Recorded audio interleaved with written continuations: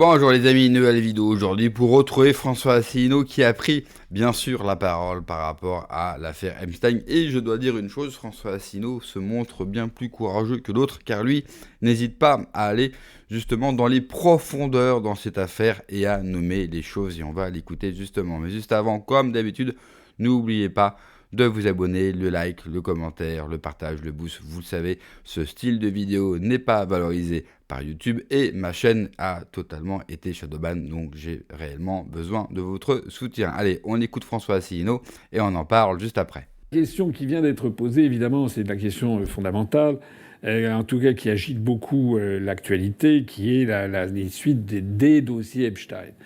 Et la dernière fois, la semaine dernière, j'en avais parlé, j'avais utilisé l'expression de bombe à fragmentation. Et je crois que c'est une expression que je vais reprendre de nouveau parce qu'elle traduit bien ce qui se passe.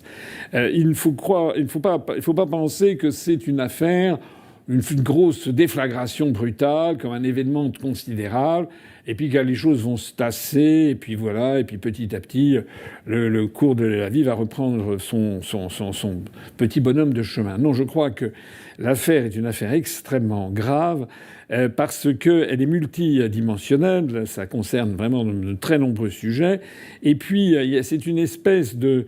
C'est un petit peu comme l'eau qui finit par percer le granit goutte à goutte, c'est que il y a 3 millions de pages qui ont été publiées. Paraît-il qu'il y en aurait 3 millions supplémentaires et non pas un tiers de plus qui va sortir.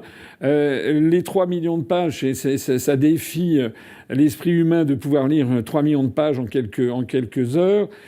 Donc les gens grattent, il y a des gens qui jouent les limiers un petit peu partout. Et c'est l'ensemble de la sphère, de la blogosphère mondiale ou d'Internet, dans tous les pays du monde, et en particulier dans le monde occidental, que les gens vont gratter et vont s'intéresser à tous les dossiers qui sont en ligne, en fait. Voilà.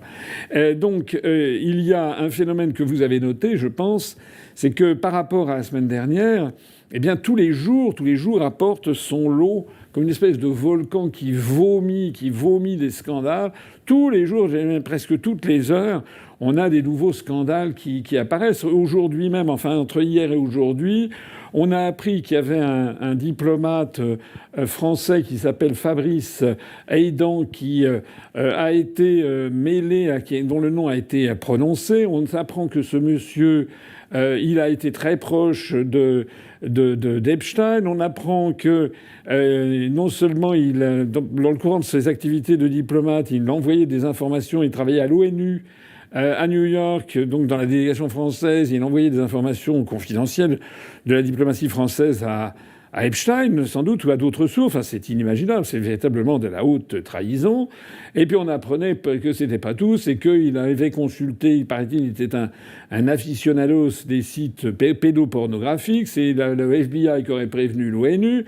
Et puis on apprend après ça que finalement, ce monsieur, il a été proche d'un certain nombre de responsables français. On voit circuler des photos où on le voit tout sourire avec Julie Gaillet, la femme de François Hollande, et puis avec Rima Abdul-Malak, qui était la ministre de la Culture.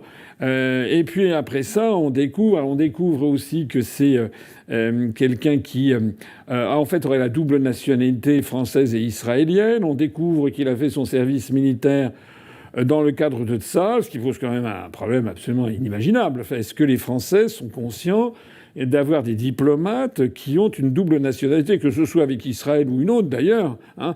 Voilà, parce à partir du moment où c'est Israël en France, il y a toujours une grande difficulté à aborder le sujet, pour les raisons que tout le monde sait très bien et que personne n'ose expliciter. Mais enfin, si on avait appris, par exemple, qu'on avait un diplomate et qui avait une double nationalité française et algérienne, on imagine bien ce que sur un certain coin de l'échiquier électoral, ce qu'on en aurait dit.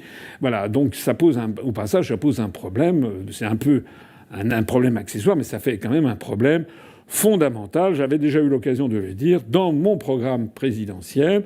Je l'avais déjà dit d'ailleurs pour les fonctions électives comme le président de la République ou bien pour les ministres, mais ça devrait être le cas aussi pour les diplomates et pour tous les hauts fonctionnaires qui traitent des sujets confidentiels défense, des secrets d'État. eh bien, on ne devrait pas autoriser qu'il y ait des diplomates qui aient plusieurs nationalités, parce que ça laisse penser qu'ils peuvent avoir des fidélités, des allégeances contradictoires sur un certain nombre de sujets. Voilà. En attendant, je l'ai dit, je le répète, dans notre programme, nous présenterons aux Français au référendum.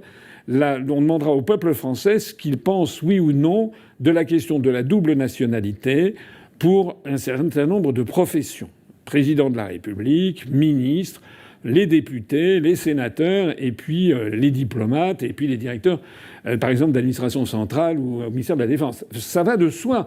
Hein, et ça n'est pas uniquement sur ce cas-là que je me focalise. Hein. C'est pas uniquement parce que là, en l'espèce, c'est un sujet franco-israélien, mais ça peut concerner des personnes qui ont une nationalité franco-américaine. Hein.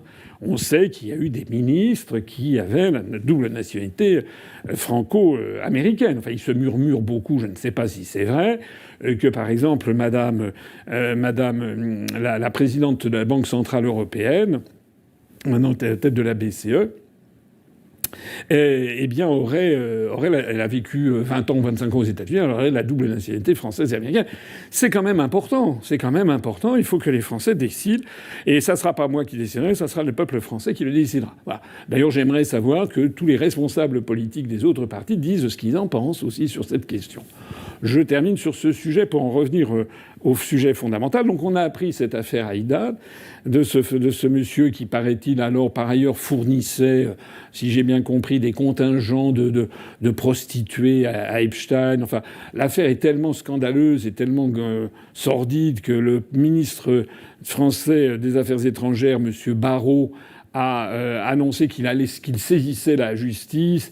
Il a dit qu'il était sidéré de tout ce qu'il apprenait, etc., etc. Bon. Et puis alors on a un nouveau scandale qui est apparu dans l'après-midi, qui a été révélé par Marianne.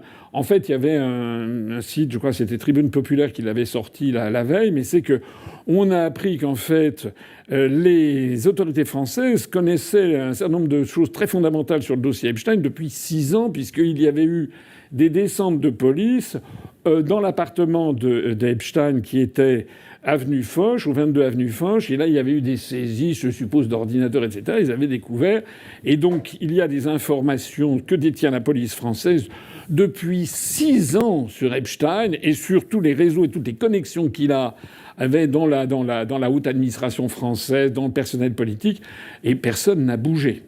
Résultat d'ailleurs de ce nouveau scandale, je veux dire, il y en a 2, 3 par jour qui sortent. C'est comme un volcan qui voilà. On apprenait aussi que Monsieur Bernard-Henri Lévy aurait prêté des théâtres à Jack Lang pour faire des opérations, on ne sait pas très bien quoi, avec des jeunes à Dakar, au Sénégal.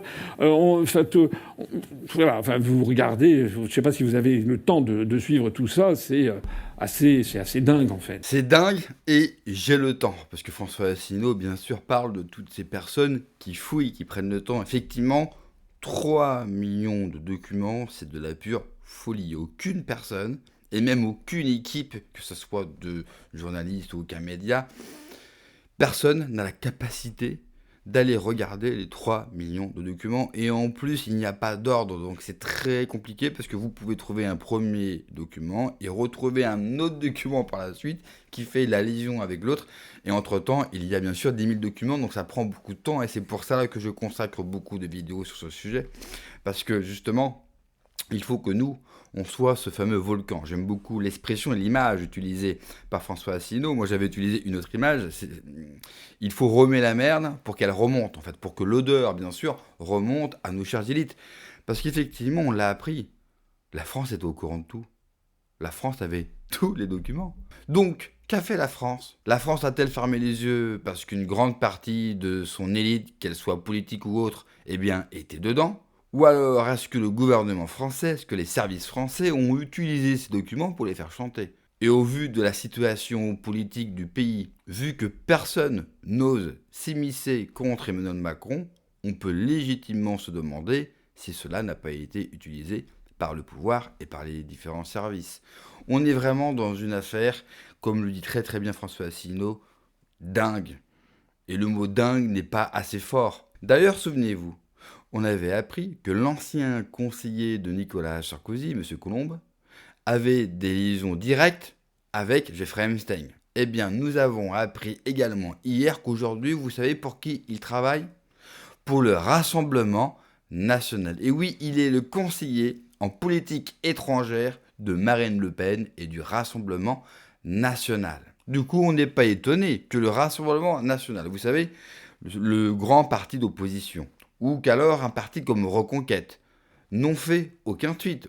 Moi, je suis l'opposition en France, mais je me saisis de l'affaire Epstein, parce que cela va me permettre de mettre une merde et de pressurer le pouvoir en place.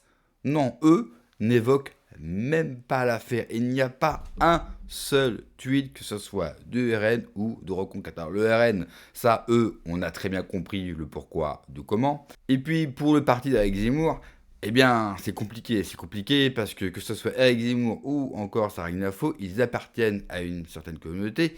Et manque de bol, cette certaine communauté apparaît dans tous les documents qui ont été déclassifiés. Donc c'est embêtant en fait de tirer sur sa propre communauté. Et on y revient à un thème qu'a abordé François Asselineau qui est extrêmement important et je vais même aller beaucoup plus loin que lui. La fameuse double nationalité. Vous voyez, le problème avec la double nationalité, c'est qu'on ne sait pas à qui vous avez prêté allégeance aujourd'hui. Et regardez en France, François Asselineau, lui, il parle justement du président, des hommes politiques. Mais moi, la double nationalité, je l'arrêterai pour tout le monde. Soit vous êtes français, soit vous ne l'êtes pas. Et on le voit en France que la double nationalité, aussi bien pour nos hommes politiques que pour la population, nous pose extrêmement problème. Il faut l'arrêter. Il faut demander aux gens de choisir. Une nationalité, une identité, un pays, une religion, c'est un choix. Vous faites allégeance ou pas à un pays, à une histoire. Et vous ne pouvez pas avoir le cul, bien sûr, entre deux chaises. Pour revenir sur l'histoire du diplomate français, elle est folle. Nous avons un diplomate français et un haut diplomate français, franco-israélien. Pour être honnête, israélien tout court. Parce que cet homme a fait son service militaire en Israël. Cet homme fournissait des jeunes filles, qu'il faut dire les termes, à Jeffrey Epstein.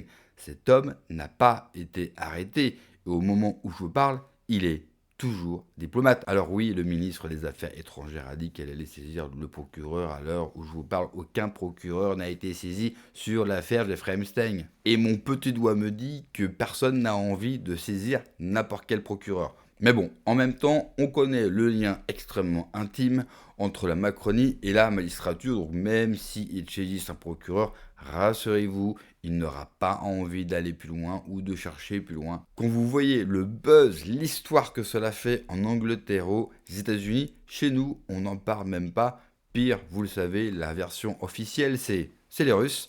Et puis, pour Emmanuel Macron, ce n'est qu'une affaire américaine, alors que dans l'affaire Epstein, alors que dans les 3 millions de documents qui ont été déclassifiés, on y retrouve une grande partie, non seulement des Français, mais on y parle essentiellement de la France. Merci d'avoir regardé la vidéo, les amis. N'oubliez pas de vous abonner, le pouce, le commentaire, le partage. J'ai besoin de votre soutien. Comme vous le savez, prenez soin de vous, que Dieu vous protège. Allez, ciao.